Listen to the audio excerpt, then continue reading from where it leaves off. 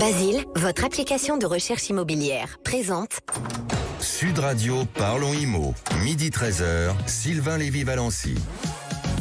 Eh bien, bonjour à toutes et à tous, et je suis ravi de vous retrouver pour ce nouveau numéro de Parlons Immo. Si vous êtes à table, je vous souhaite un très très bon appétit. On va parler immobilier pendant que vous déjeunez. Parlons Immo, c'est votre émission. Bonjour à toute l'équipe de Radio Immo qui m'accompagne tous les samedis entre 12h et 13h. Bérénice de Villefloriot. Comment elle va, Bérénice? Elle va bien, elle est en retard, mais elle va bien.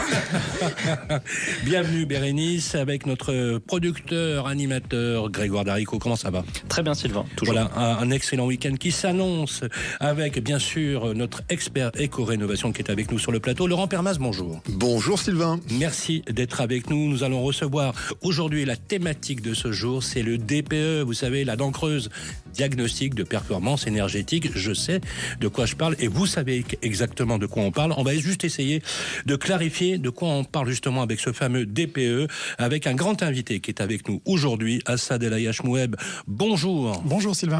Vous êtes président de la fédération FedExpert. Vous êtes l'alpha et l'oméga du diagnostic de performance énergétique. Ça tombe bien parce qu'on a beaucoup de questions à vous poser. Vous pouvez également nous écrire au 7 20 18 et vous tapez IMO.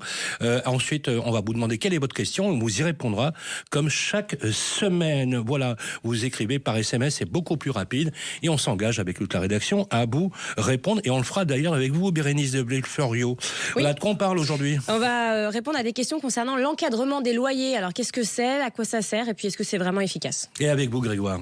Eh bien, mon cher Sylvain, on va parler après les C2E la semaine dernière avec Laurent. Cette semaine, on abordera l'éco-prêt à taux zéro. Puis dans la chronique Maison Saine, on va s'interroger sur le rôle des plantes vertes. Est-ce qu'elles purifient l'air ou pas?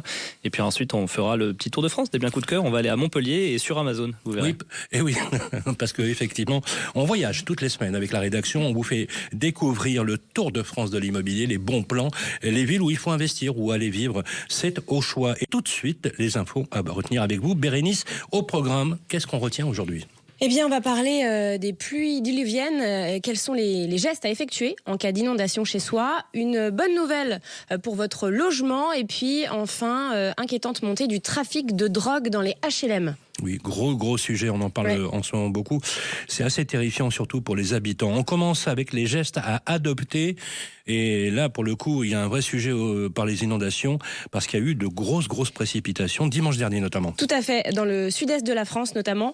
Bon, alors, une fois que les eaux se retirent, il y a une question cruciale qui est comment reprendre possession de son habitat, de son logement en toute sécurité. Alors, le premier impératif, avant toute chose, c'est ne rentrez pas chez vous sans avoir obtenu déjà le feu vert de votre mairie. Il faut savoir que l'humidité, ça fragilise considérablement les structures et les sols, et ça peut céder en fait. Les sols peuvent céder, donc c'est vital. Une fois que vous êtes autorisé à revenir chez vous, coupez les réseaux. L'électricité, le gaz, le chauffage doivent rester hors service tant qu'un professionnel, donc un électricien, un chauffagiste, n'a pas vérifié les installations.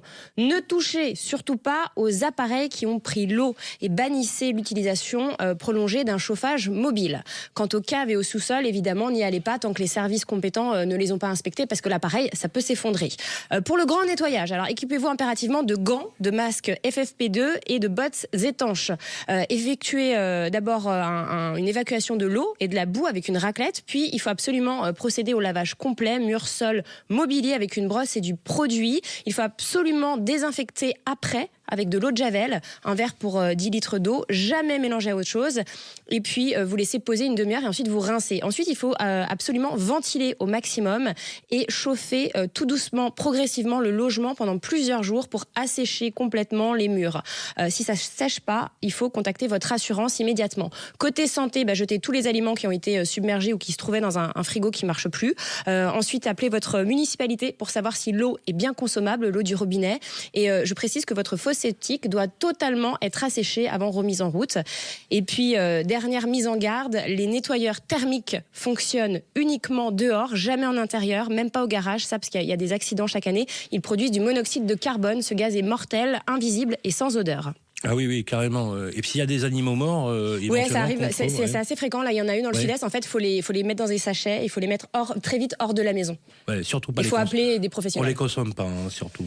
Non, je vous déconseille. Après, si vous avez envie, je vous laisse faire, Sylvain. On va passer maintenant à une nouvelle un peu plus réjouissante quand même. Oui. On va être positif. Parce qu'on est positif dans le Parlement IMO.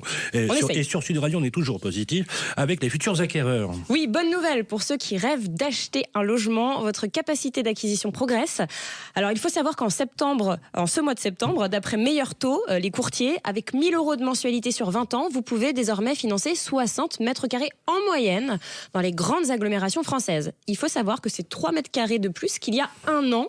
Et depuis 2 ans, c'est 9 mètres carrés supplémentaires. Donc ça équivaut à une chambre entière. Mine de rien, c'est la chambre du petit. Vous pouvez continuer à vous reproduire. Alors pourquoi ça va mieux ? Parce que les banques ont assoupli leurs conditions. On en parle régulièrement dans notre émission. Les taux moyens sur 20 ans sont autour de 3,22 en fonction des profils. Et puis les prix au mètre carré se sont stabilisés dans la plupart des villes, notamment parce que les ventes ont ralenti. Donc tout ça, ça redonne de l'air au projet. Alors pour 2026, vous allez me demander, Sylvain, qu'est-ce qu'on peut espérer ? C'est là que ça se complique. L'OAT. Alors l'OAT, c'est l'obligation d'État à 10 ans. En gros, ça sert de référence aux banques. Et bien cette OAT est remontée. Donc couplée à l'instabilité politique qu'on connaît tous en ce moment, ça limite drastiquement les marges de manœuvre des établissements bancaires pour baisser encore leurs taux. Ça veut dire que les taux ne risquent plus de baisser. Néanmoins, les banques restent très demandeuses parce que quand elles proposent un crédit immobilier, ça veut dire nouveaux clients pour elles. Donc elles multiplient les offres attractives pour séduire justement ces clients. Alors, on va terminer avec une menace aussi grandissante, c'est sur les HLM. Oui. C'est les problèmes de drogue. Tout à fait. C'est un constat alarmant. Et on en a parlé parce que nous étions au congrès HLM. C'est ça. Ça avait lieu cette semaine à Paris, le congrès HLM. C'est chaque année dans toute la France. Le narcotrafic s'est généralisé dans l'ensemble des résidences sociales françaises, sans exception géographique.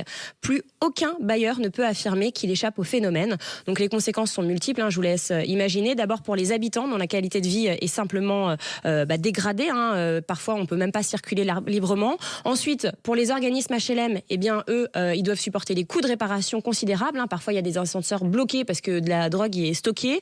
Et puis, évidemment, il faut savoir que les bailleurs, ils collaborent avec les forces de l'ordre et la justice. Des structures personnalisées comme le GPIS à Paris interviennent le soir et le week-end pour libérer les espaces squattés. Il y a de la vidéosurveillance qui se développe, mais tout ça, ce ne sont pas des solutions miracles. Dernier recours, l'expulsion. La loi de juin dernier autorise le préfet à l'ordonner quand un locataire est impliqué dans un trafic. Mais vous vous doutez bien que l'efficacité reste limitée. Des personnes expulsées reviennent souvent sur la zone. C'est ce qu'on a constaté en tout cas. Et d'ailleurs, les bailleurs sociaux ont rappelé que la tranquillité résidentielle dépend avant tout de la sécurité publique. Et c'est à l'État, c'est sûr, d'assumer pleinement cette responsabilité. Tout à fait. On est d'accord là-dessus. Oui, tout à fait. En fait, c'est ce qu'ils ont dit au Congrès. Ils ont appelé à ce que l'État intervienne. En fait, ils ont dit que c'était le rôle de l'État, en tout cas, de gérer ça.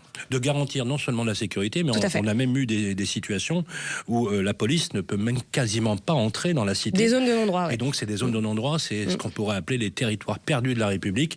Et il serait temps qu'on puisse les reconquérir. Merci Bérénice, et tout de suite, bien sûr, on va attaquer le chantier du siècle.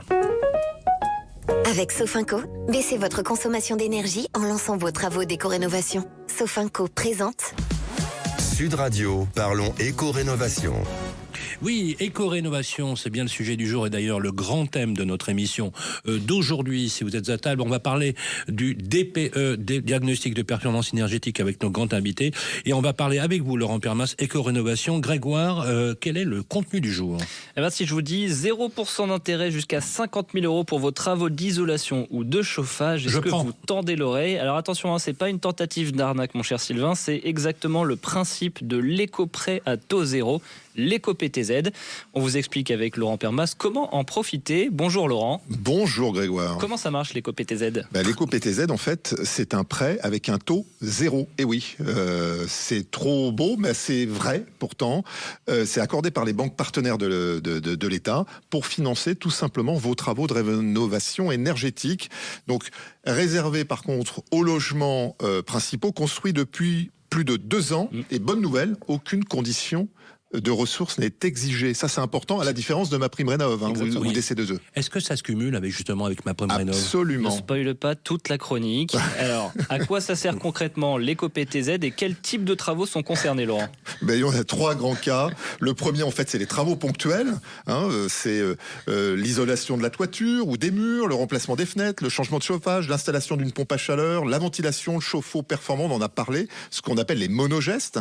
Ensuite, vous avez la rénovation globale, où c'est forcément plusieurs gestes qui consistent à améliorer fortement la performance du logement en une seule opération. On parle de 2 étiquettes. Et puis, enfin, on l'oublie pas, la réhabilitation d'un assainissement non collectif. Attention, c'est pas les parties communes. Dans tous les cas, les travaux doivent être réalisés par une entreprise, on le redit, RGE, reconnue garante de l'environnement. Allez Laurent, est-ce que vous pouvez nous donner des exemples chiffrés? Combien on peut emprunter avec l'éco-PTZ? Prenez un stylo, 7 000 € maximum pour changer ses fenêtres. Ok. 15 000 € ensuite pour une autre action seule, comme isoler la toiture ou remplacer le chauffage. 25 000 € pour 2 actions, 30 000 € pour 3 actions en plus, et jusqu'à 50 000 € si on part sur une rénovation globale. Tout ça, c'est remboursable jusqu'à 20 ans. C'est un prêt jusqu'à 20 ans remboursable, donc un prêt avec des amortissements et des mensualités. Que du capital, pas un centime d'intérêt. Aucun centimes d'intérêt. C'est un prêt à taux zéro. Si je comprends bien, Laurent, je peux isoler mes combles, changer mes radiateurs et financer ça sans payer d'intérêt à la banque. Vous avez bien écouté, absolument Grégoire. Et mieux encore, en fait, l'éco-PTZ peut se cumuler, c'est ce qu'on disait tout à l'heure, avec MaPrimeRénov', qui est une subvention directe, on en a parlé, de l'État. Et donc, vous pouvez d'abord déduire le coût grâce à la prime, et ensuite, sur le reste à charge, vous le financez tout simplement avec le prêt à taux zéro. Question importante, Laurent. Est-ce que c'est compliqué comme démarche ? C'est simple. Pour une fois, vous définissez vos travaux avec justement le professionnel RGE, vous remplissez un formulaire emprunteur avec lui, vous déposez le dossier devis à l'appui qu'il vous a fait auprès de votre banque si elle fait l'éco-PTZ ou une banque partenaire. Et si la banque accepte, vous obtenez tout simplement les fonds. Les banques partenaires sont nombreuses. Vérifiez justement si la vôtre propose l'éco-PTZ. Petit plus, si vous achetez un logement à rénover, vous pouvez demander l'éco-PTZ en même temps que le prêt immobilier, à condition de fournir les devis, donc voir votre artisan avant le déblocage des fonds. Ça, c'est important. Respectez bien le processus. Exactement. Est-ce qu'il y a eu des changements récents à propos de l'éco-PTZ qu'on devrait connaître ? Absolument. Il y a eu un changement, notamment avec le 1er janvier 2025. Si vous demandez un éco-PTZ pour une rénovation globale, je dis bien globale, un audit énergétique est désormais obligatoire. Il doit tout simplement prouver le gain d'au moins 2 classes, 2 étiquettes. C'est par exemple passer d'une classe F à une classe D.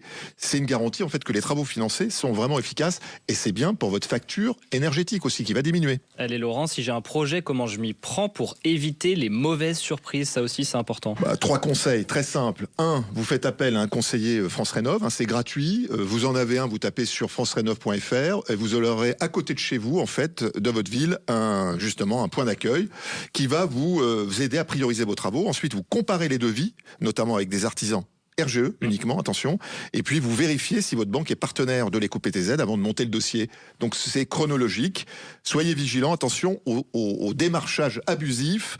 Le prêt à taux zéro, c'est uniquement chez les banques partenaires, c'est pas ailleurs. Encadré. Absolument, oui, tout à fait. Se méfier notamment du démarchage téléphonique, des gens qui tapent à votre porte, qui abusent de la faiblesse des personnes âgées, du style ça a beaucoup de zéro, c'est de l'arnaque, on est d'accord Laurent? Exactement, et pour être encore plus sûr, une adresse francerénov.gouv.fr ou le numéro 0808 800 700, c'est gratuit, c'est près de chez vous, profitez-en. Merci Laurent. Merci Laurent. Merci. Sud Radio, parlons éco-rénovation. Avec Sofinco, lancez vos travaux d'éco-rénovation pour baisser votre consommation d'énergie. On revient dans quelques minutes, les amis, après une petite pause et on répondra à vos questions, les questions des auditeurs avec vous, Bérénice de Florio. On va parler de quoi ? De l'encadrement des loyers. Qu'est-ce que c'est, à quoi ça sert et est-ce que c'est efficace ? Et nous aurons ensuite le plaisir de recevoir, il est sur le plateau, Assad El Ayachmoueb, président de la Fédération FedExpert. On va parler du diagnostic de performance énergétique. À tout de suite. Basile, votre application de recherche immobilière, présente Sud Radio, parlons IMO. Midi 13h, Sylvain Lévy-Valency. Eh bien, de retour sur le plateau de Parlons Immo, vous êtes à table, bon appétit. Si vous prenez l'émission en cours, Parlons Immo, c'est votre émission tous les samedis de 12h à 13h et rediffusée à midi le mardi sur Radio Immo. On est ravis d'être avec vous. On va justement répondre à vos questions et on a une question sur le répondeur de Sud Radio. On va en parler avec vous, Bérénice de Villefloriot. Avec la Massif, économisez en changeant d'assurance de prêt immobilier. Conditions sur massif.fr. La Massif présente Sud Radio, Parlons Immo, ça vous concerne. Et oui, ça vous concerne, Bérénice. On a eu sur le répondeur un message. On en a eu plusieurs, on a eu des SMS aussi. Mathieu, par exemple, nous a écrit pour nous demander si l'encadrement des loyers concerne toutes les villes. Et pour en parler, on accueille Olivier Safar, président de Safar Immobilier. Bonjour Olivier. Oui, bonjour à tous. Merci d'être avec nous. Alors, vous allez être notre expert sur le sujet. Déjà, est-ce que vous pouvez nous rappeler en quoi consiste l'encadrement des loyers et quelles sont les villes concernées ? Alors, l'encadrement des loyers a été mis en place par la loi Allure du 24 mars 2014 et a été modifié ensuite par la loi Elan, qui l'a transformé en expérimentation de 5 ans et qui vient à échéance en 2026. Ça concerne au départ Paris, mais Lille, Lyon, Bordeaux et de nombreuses villes, effectivement, qui ont souhaité effectivement mettre en place l'encadrement des loyers. Donc, c'est pas toutes les villes, hein. Faut se renseigner pour savoir si c'est sa ville ou pas, en gros. Alors, en gros, oui. Il y a certaines villes ont fait effectivement une certaine publicité pour leur dire on a mis en place et vous avez effectivement un calcul avec un plafond de loyer en fonction du nombre de mètres carrés et par zone. C'est-à-dire que dans chacune des communes, bien évidemment concernées, ils ont dû créer des zones, des quartiers, comme dans les grandes villes avec des arrondissements, des rues, et dans certains cas, un tarif au prix au mètre carré par zone. Donc le propriétaire qui loue son appartement ne peut pas aller au-delà du plafond qui est fixé. Alors, il doit respecter ce plafond qui est calculé effectivement directement en ligne la plupart du temps, mis à jour, mais il y a une possibilité d'avoir un complément de loyer. Dans certains cas, quand vous avez une vue extraordinaire, exemple, vous voyez la Tour Eiffel ou l'Arc de Triomphe pour les Parisiens, ou vous avez une vue sur la mer magnifique, vous avez un balcon extraordinaire ou une terrasse, il peut y avoir effectivement un complément de loyer. Et je crois que le complément de loyer n'est pas encadré d'ailleurs. Bon, vous qui êtes sur le terrain, à titre professionnel, mais aussi à titre associatif, vous êtes président de l'association CaliSR. Est-ce que vous pouvez nous dire ce que vous avez constaté concernant ce dispositif ? Est-ce que ça fonctionne ? Est-ce que vous avez des retours là-dessus ? Alors, on a beaucoup de retours. Au départ, on s'était dit, c'est une bonne solution. Ça va permettre effectivement de corriger un peu la crise et de faciliter l'accès au logement. Sauf qu'on s'est rendu compte globalement, on a pris des chiffres, entre janvier 2021 et septembre 2024, on a l'offre locative sur la région parisienne qui a chuté de 55%. Alors que notre demande a augmenté de 100%. Donc, vous voyez qu'effectivement, avec l'encadrement des loyers à Paris, ça marche pas. Mais est-ce que c'est à cause de l'encadrement que ça chute ? C'est pas forcément à cause de ça ? Il n'y a pas que ça, mais le problème de l'encadrement des loyers a fait partir les propriétaires bailleurs. On s'est retrouvé avec de nombreux biens qui ne sont plus restés sur le marché locatif. Ils sont partis pour certains en Airbnb, pour d'autres en co-living, pour les derniers en bail mobilité ou en bail code civil. Donc à chaque fois, le but du jeu pour eux, c'était de sortir de cette partie d'encadrement des loyers pour louer plus avoir cher, un loyer plus important et plus cher, oui. Bien évidemment. Alors j'entends ce que vous me dites, Olivier Safar, mais pourtant il y a un rapport parlementaire qui vient d'être rendu et qui dit que ce dispositif fonctionne et mérite même d'être pérennisé. Je rappelle, vous l'avez dit, qu'il doit se terminer normalement en novembre 2026. Donc si je lis les conclusions de ce rapport, moi j'ai l'impression que c'est l'inverse de ce que vous me dites. Que ça fonctionne. Je suis d'accord avec vous. Moi, c'est pas du tout l'impression qu'on en a, ou en tout cas, ce sont pas les résultats. Que l'on doive le modifier pour le remettre peut-être plus adapté au marché, je peux le comprendre. Mais en aucun cas, c'est à pérenniser. Ça ne marche pas partout. Et ça ne peut pas marcher dans certaines communes où vous avez des difficultés parce qu'il n'y a pas suffisamment de logements. Le problème est un vrai problème de crise immobilière. Si on ne fabrique pas les logements, si on ne remet pas des logements sur le marché locatif, que ce soit pour les bailleurs privés ou pour les bailleurs sociaux, aujourd'hui, on a une demande très importante de logements et on n'a pas de quoi fournir ces logements. Donc automatiquement, vous aurez une crise et vous aurez certains propriétaires qui se diront je loue tout seul sans passer par un agent immobilier ou un administrateur de biens, je vais mettre le loyer que je veux. Oui. Et on va se retrouver avec des difficultés et avec des propriétaires qui vont être hors la loi. Et je rappelle que la plupart des propriétaires qui louent un logement ont un crédit derrière. C'est pour ça qu'ils ne peuvent pas avoir un loyer trop bas quand même. C'est là où je vous rejoins. C'est très clair. Voilà. Et là, allez-y, je vous en prie. Et là, aujourd'hui, nous, on a vu le communiqué de presse enfin le rapport qui a été fait par les deux députés Chaniz et Lemeur, on est très étonné. Qu'il faille améliorer le calcul du loyer de référence pour le trouver plus équitable, je suis d'accord. Il faut modifier les choses si on veut effectivement garder cette partie-là. Pour nous, aujourd'hui, le résultat est négatif et n'apporte rien. Et ce n'est pas pour moi la bonne solution. On cherche des solutions en disant on va bloquer les loyers, alors que les solutions, c'est de remettre des biens d'offres locatives sur le marché. Donc il faut retrouver de la construction, il faut retrouver de la création de logements, il faut remettre en avant les choses de transformation, par exemple de bureaux en logement. Bien sûr. Oui, ce sont des points positifs. Il y a plein de propositions. En tout cas, merci beaucoup Olivier Safar. Il faudrait qu'on invite les députés qui sont à l'origine de ce rapport pour en discuter justement en plateau. Eh ben oui, je pense que c'est une bonne idée parce que il faut qu'ils regardent les choses de façon un peu plus, on va dire, réelle de ce qui se passe dans la réalité. Et on sait que globalement, on a toujours des bonnes idées, mais parfois la mise en œuvre ne correspond pas à l'idée. Merci beaucoup Olivier Safar. Sud Radio, Parlons Immo, ça vous concerne.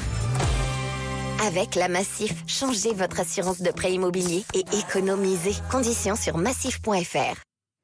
Et voilà, de retour sur le plateau, nous sommes avec vous. Si vous êtes à table, on vous souhaite un excellent appétit. Justement, ça tombe bien, on va parler de votre logement.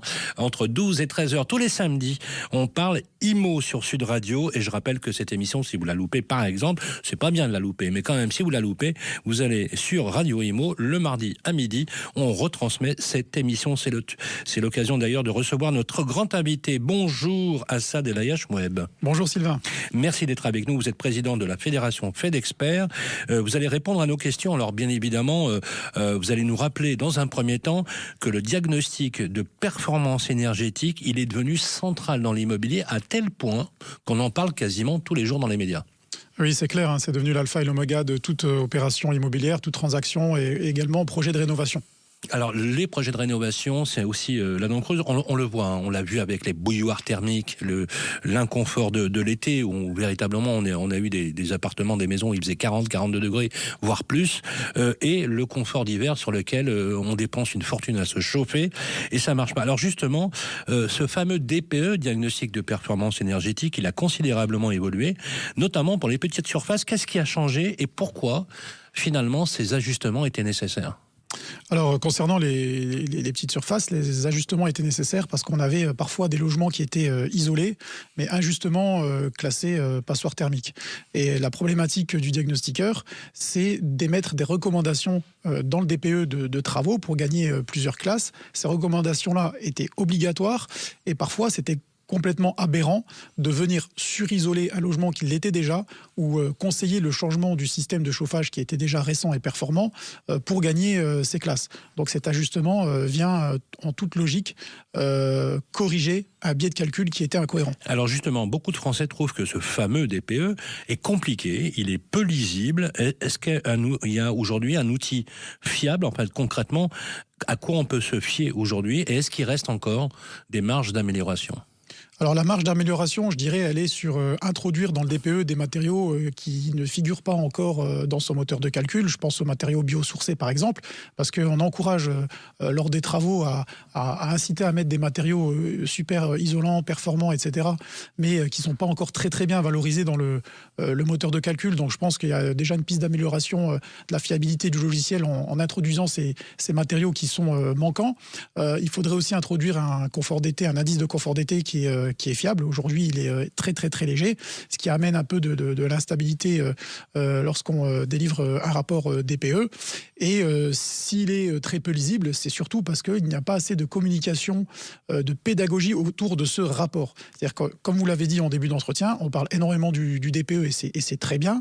On alerte sur les risques et sa fiabilité, mais derrière, on ne fait pas assez de pédagogie, je dirais, technique pour apprendre à lire un rapport. Bien sûr. Alors justement, merci pour la transition. Concrètement, c'est quoi les obligations pour un propriétaire ou un bailleur en matière de DPE ? Alors les obligations, c'est que déjà le DPE, il est obligatoire, que vous soyez en train de vendre votre logement, en train de le louer ou en train de le rénover. Et il faut savoir que les syndics de copropriété doivent également faire un audit énergétique.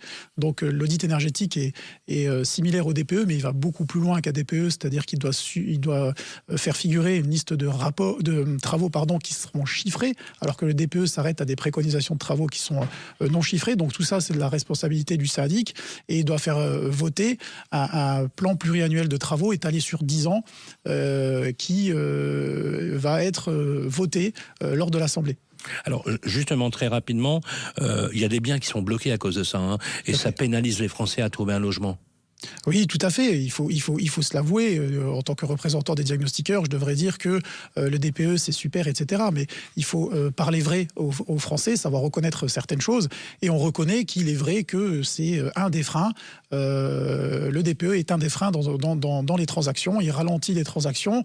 Et cette crise de confiance contribue à freiner davantage les transactions, parce qu'un acheteur, un futur acheteur, lorsqu'il a un DPE entre les mains, il ne sait pas trop s'il est fiable ou pas. Justement, vous restez avec nous, Assad, puisqu'on va continuer à vous poser des questions, puisque c'est vraiment le sujet central du jour. On fait une petite pause et on va se retrouver dans quelques instants. Basile, votre application de recherche immobilière, présente Sud Radio, Parlons Immo. Midi 13h, Sylvain Lévy-Valency. Eh bien, salut à toutes et à tous, et si vous passez à table ou si vous êtes déjà à table, on vous souhaite un excellent appétit.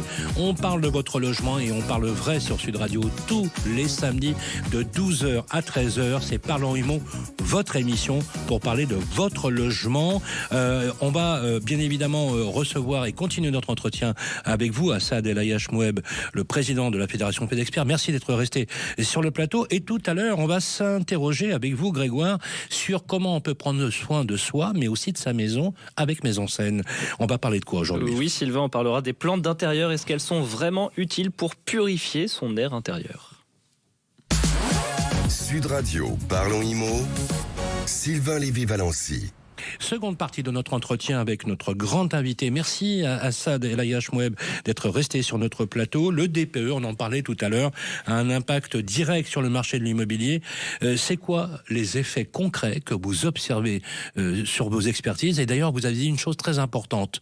On ne peut pas se fier forcément à tous les diagnostiqueurs. Il y a des conditions préalables de formation, de qualité pour avoir un DPE fiable. Parce que la vraie question, elle est là, c'est d'avoir un DPE qui reflète exactement la note énergétique du logement. C'est ça, c'est-à-dire que le professionnel doit être certifié, Premio, avoir une assurance responsabilité civile professionnelle qui couvre à hauteur d'1 million d'euros à l'année, par année de sinistre, et aussi avoir subi des formations continues. Donc déjà, premièrement, c'est pas toujours le cas. Donc ça représente une minorité qui exerce ce sens-là. Moi, je suis propriétaire, je reçois un diagnostiqueur. Comment je m'assure qu'il a tout ça, le gars ? Donc, le premier réflexe, c'est d'aller sur le site du ministère, sur l'annuaire, ce qu'on appelle l'annuaire des diagnostiqueurs, vérifier à l'aide de son nom et son prénom s'il il figure bien dans cet annuaire, parce qu'il peut être suspendu ou radié.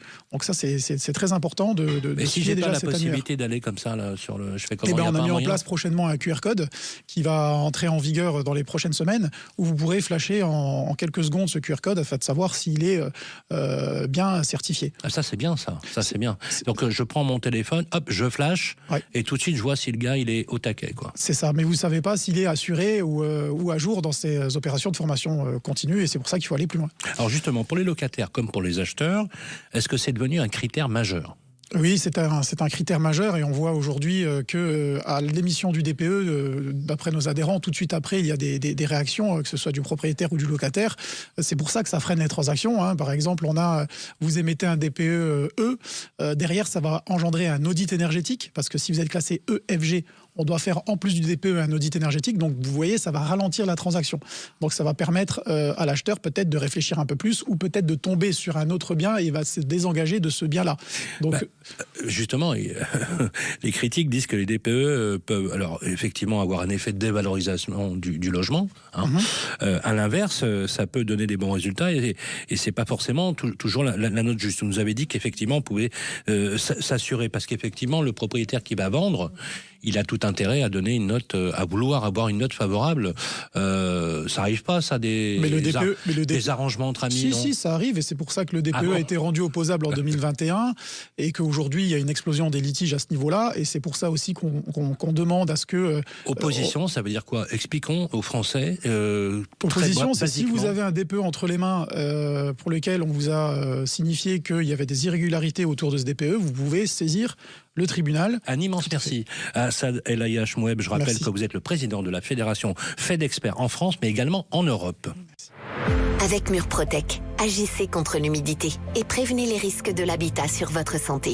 Murprotec vous présente Sud Radio. Parlons IMO, Maison Saine. Eh bien voilà, prendre soin de soi, c'est très important, c'est fondamental. Mais prendre soin de sa maison, c'est aussi très important. Avec vous, Grégoire, on va parler de la qualité de l'air dans votre logement, dans notre logement. Oui, Sylvain, et on va parler d'idées reçues cette semaine, notamment celles que l'on a concernant les plantes d'intérieur. Parce que oui, que vous ayez la main verte ou non, comme moi par exemple, vous vous dites peut-être que disséminer quelques plantes d'intérieur chez vous aidera à avoir un air plus sain. Est-ce que c'est vrai? Sommes-nous en pleine légende urbaine? Élément de réponse avec notre expert Édouard David, responsable du pôle d'engagement sociétal de Murprotec. Bonjour Édouard. Bonjour Grégoire, bonjour à tous. Édouard, rentrons tout de suite dans le vif du sujet. On voit souvent dans les magazines que certaines plantes seraient capables de nettoyer l'air de nos maisons. Suffit de lire les titres, 10 plantes qui nettoient l'air, les meilleures plantes contre la pollution intérieure. Même en jardinerie, on nous vante la fougère comme un purificateur naturel. Est-ce que c'est vrai ou faux ? Ça sonne bien Grégoire, mais c'est faux, c'est faux. Si vous voulez, l'idée vient d'expériences menées par la NASA. Ça a été fait dans des conditions qui sont totalement artificielles, puisque ça a été fait dans des petites chambres hermétiques. On a injecté des polluants, si vous voulez, et il y avait une plante unique qui absorbait une partie de ces substances. Donc dans une maison ou un appartement, c'est impossible à reproduire. Les volumes d'air sont bien plus grands, les polluants se renouvellent en continu, et la vitesse d'absorption des plantes, elle est beaucoup trop lente. Donc en gros, il faut vivre dans une serre qui soit remplie du sol au plafond de plantes pour espérer un effet mesurable. J'entends Édouard ce que vous dites, mais partout on nous parle de ces plantes dépolluantes, donc c'est du bullshit. Clairement, c'est du bullshit. C'est un joli mythe marketing. Les études sérieuses, notamment celles de l'ANSES, de l'OQEI ou encore de l'ADEME, concluent toutes la même chose. Aucune plante n'a d'impact significatif sur la qualité de l'air intérieur. Ça ne veut pas dire que les plantes sont inutiles, elles décorent, elles font du bien au moral, mais il ne faut pas compter dessus à un moment donné pour dépolluer son air intérieur. Et pourquoi cette idée est-elle aussi populaire selon vous ? Parce que c'est séduisant, Grégoire, c'est séduisant. On rêve tous d'une solution qui soit simple, naturelle, esthétique, qui rend l'air plus pur. Si vous voulez, les jardineries, les magazines se sont emparés du concept, ça fait vendre, mais ça, voilà, c'est loin d'être efficace. Ça colle aussi à une tendance green, si vous voulez. On aime l'idée que la nature nous protège. Et puis, encore une fois, ça fait des super titres. 10 plantes miracles pour respirer mieux chez vous, c'est top. C'est vrai que c'est sympa. Alors, si les plantes ne sont pas la solution, quelles sont les vraies bonnes pratiques pour améliorer l'air intérieur ? Eh bien, les gestes qui font la différence, si vous voulez, c'est ventiler. Ventiler 10 minutes 2 fois par jour, même en hiver. Limiter les sources de pollution telles que les peintures, les meubles ou encore les produits ménagers avec notamment des produits qui soient labellisés de type Écolabel, ENF Environnement. Et surtout, Grégoire, agir sur l'humidité. Aujourd'hui, c'est l'humidité qui favorise notamment l'apparition de moisissures, d'acariens et donc de polluants biologiques, ces fameux allergènes qu'on retrouve en masse dans nos intérieurs. Édouard, si on a un doute ou une sensation de mauvais air chez soi, comment on fait ?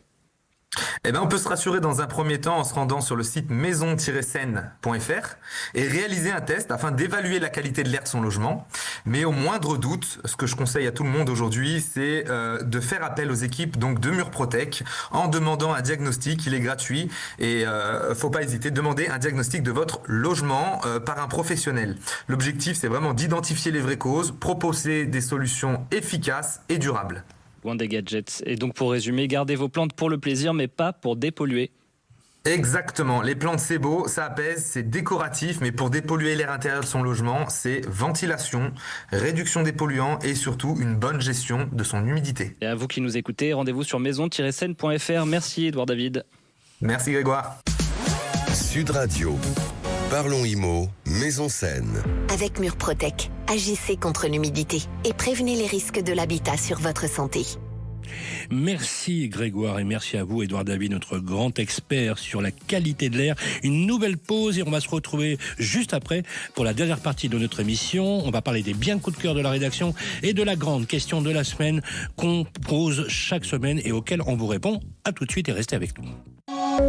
Basile, votre application de recherche immobilière, présente Sud Radio, parlons IMO. Midi 13h, Sylvain Lévy-Valency.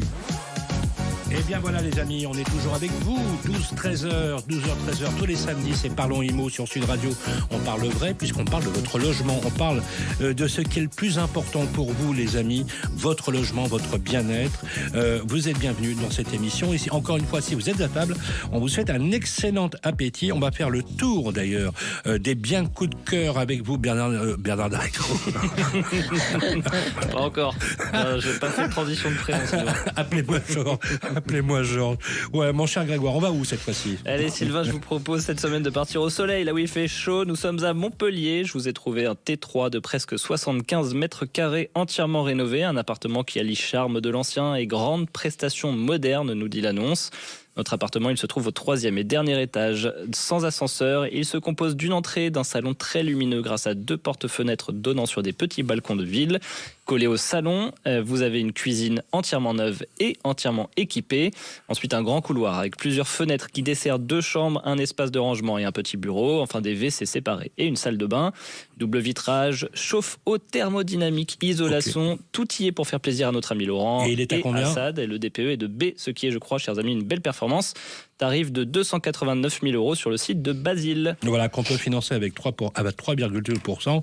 Ça vous fait grosso modo 1 121 € par mois. Un autre bien rapidement, Grégoire. Allez, pour ce bien, on va direct sur Amazon, mon cher Sylvain, parce que ça y est, les maisons à moins de 10 000 € débarquent en France. C'est ce qu'on appelle les tiny house. Amazon propose donc dorénavant dans ses rayons virtuels pas loin des livres ou des aspirateurs, des maisons à prix abordable, des maisons vendues en kit à des prix défiant toute concurrence, des panneaux ou des modules à monter soi-même comme un meuble classique.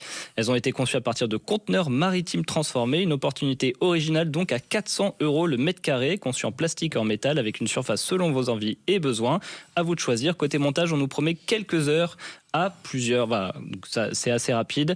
Bon, évidemment, tout ça ne comprend pas l'achat du terrain, le raccordement à l'eau, à l'électricité ou encore l'assainissement de votre terrain, et certaines finitions sont aussi payantes à regarder donc. Et puis d'un point de vue administratif, n'oubliez pas, si cette surface est inférieure ou égale à 20 mètres carrés, il vous faudra déposer une déclaration préalable de travaux. Au-delà, il faudra passer par la case permis de construire. Oui, et surtout, il faudra pouvoir vivre dans 9 ou 11 mètres carrés. Je suis, effet de mode peut-être, mais pas sûr que ce soit concept. Pas sûr que ce soit un habitat durable. Merci et Grégoire, et tout de suite, c'est la grande. Sud Radio, Parlons IMO, Sylvain Lévy-Valency. Voilà, on est de retour sur Parlons IMO pour notre dernière séquence. De quoi parle-t-on, Bérénice ?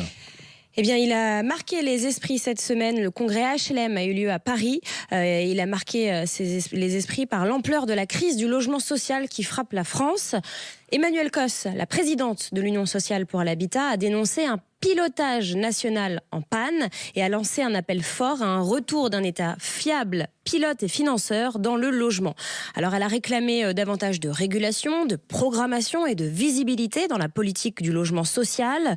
Il faut dire que partout en France, on observe une pénurie dramatique de logements, que ce soit des logements dans le parc social ou dans le parc privé.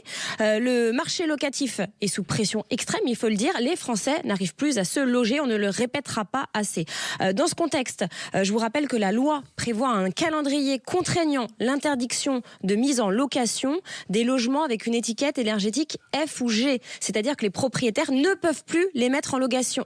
Donc ça va sortir des logements du parc et s'ils ne sont pas rénovés. Le point essentiel que je voulais aborder, c'est est-ce qu'on ne court pas vers un effondrement du parc locatif, vers un suicide collectif, j'ai envie de dire. J'y vais un peu fort, mais franchement, je trouve ça frappant si on applique rigoureusement ce calendrier. Et je vais vous avouer une chose, Sylvain, c'est que au Congrès, alors je ne dirai pas le nom, mais quelqu'un de assez haut placé m'a confié que ce calendrier avait été mis en place par des personnes totalement déconnectées de la réalité, qui avaient passé en gros leur carrière dans des bureaux, qui vont jamais sur le terrain, pour vous dire.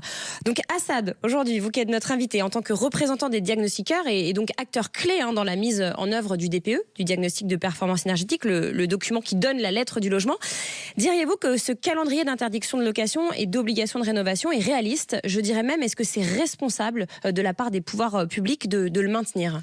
Je vous sens très énervé, Bérénice. Alors je vais choisir mes mots pour vous répondre. Ce qui serait irresponsable, ça serait de l'arrêter, ce DPE. Je vous explique pourquoi. Parce que quand vous êtes locataire, vous êtes bien content de savoir ce que vous allez payer comme facture et si vous n'allez pas payer autant de factures énergétiques que de loyers. Ça, c'est la première chose. La deuxième chose, quand vous êtes investisseur également, vous êtes aussi content de savoir est-ce que vous n'allez pas payer 50 000, 100 000 de travaux que vous n'avez pas budgétisés. Donc, pour ces raisons-là, le DPE ne peut pas être... Attention, j'ai pas dit de supprimer le DPE, j'ai dit de supprimer les interdictions de location des logements mal notés. C'est différent. En fait, de revoir très concrètement les étiquettes G, par exemple, d'avoir une prorogation, peut-être avec une contrepartie d'engagement des travaux, mais sur un délai plus long. En fait, parce que là, ça sort du. En fait, on dit aux gens, vous ne pouvez plus vivre dedans. 7 millions de logements d'ici 2028, parce que 2028, c'est l'interdiction des classes F en plus des classes G. Donc, si on compte les résidences secondaires, on arrive à 7 millions, ce qui est énorme. Effectivement, on pourrait aller dans le mur si le dispositif est maintenu comme tel. Je répète que la France est le seul pays européen qui émet cette interdiction. Donc nous, ce qu'on propose, c'est plutôt lâcher du lest sur cette mesure, revenir plutôt sur un plafonnement des loyers, par exemple, F et G, non pas sur une interdiction totale. Nous, on avoue, fait d'experts, Europe. Mais quand vous dites plafonnement, c'est déjà un peu encadré, non, les loyers C'est déjà un peu encadré, mais au moins... Avec des pénalités, peut-être. En fait, voilà, une espèce de malus. D'accord. Vous pouvez imaginer une espèce de malus pour les propriétaires, mais pas d'interdiction de louer. Parce que là, c'est les locataires qu'on condamne, en fait. Tout à fait. Et on ne va pas mettre les locataires dehors en 2028 qui ont une classe F. On est d'accord, c'est impensable. C'est impensable. Donc, il faudrait plutôt arriver sur un plafonnement, voire un malus, pour motiver aussi le propriétaire à faire les travaux, parce que de toute façon, les travaux, il faudra les faire pour répondre à cette directive européenne. Je rappelle que le DPE, c'est la transposition d'une directive européenne qui date de 2006. Quand vous dites motiver, on a l'impression que les propriétaires ne veulent pas. Il y en a qui peuvent pas faire des travaux. C'est effectivement, quand je dis... Et qui nous écoutent certainement des petits propriétaires qui n'ont pas d'argent pour faire les travaux. Ça, c'est vrai. Tout à fait, mais quand je dis les motiver, c'est aussi les motiver à aller consulter les dispositifs, parce que souvent, il y en a qui ignorent complètement les dispositifs d'aide qui sont à leur disposition, comme le PTZ, C2E, MaPrimeRénov', etc. Donc quand je dis motiver, c'est aussi motiver à aller chercher l'information. Parce que je vous avoue qu'il y en a beaucoup qui, encore aujourd'hui, ignorent que ces dispositifs d'aide existent. Donc ce qu'il faudrait faire, à mon sens, c'est très rapidement, parce que 2028, ça va arriver très vite, très rapidement, que d'autres organisations se joignent à nous pour venir proposer cette solution-là d'encadrement de loyer ou malus, mais en tout cas, surtout pas l'interdiction totale de louer. Assad El Ayache Moueb, je rappelle que vous êtes le président de FedExpert. Merci d'avoir participé à notre émission. Merci de nous avoir écoutés, les amis. Je vous rappelle que cette émission, elle est à retrouver, si vous l'avez loupé, mardi prochain à midi sur Radio Imo. L'application, elle est disponible et elle est gratuite. On se retrouve la semaine prochaine dès 12h sur Sud Radio. Merci à toute l'équipe. Merci aux équipes également de Sud Radio. Quelqu'un qui mesure exactement 1m98 qu'on va retrouver bien sûr le week-end prochain. Prenez soin de vous et on se retrouve samedi prochain.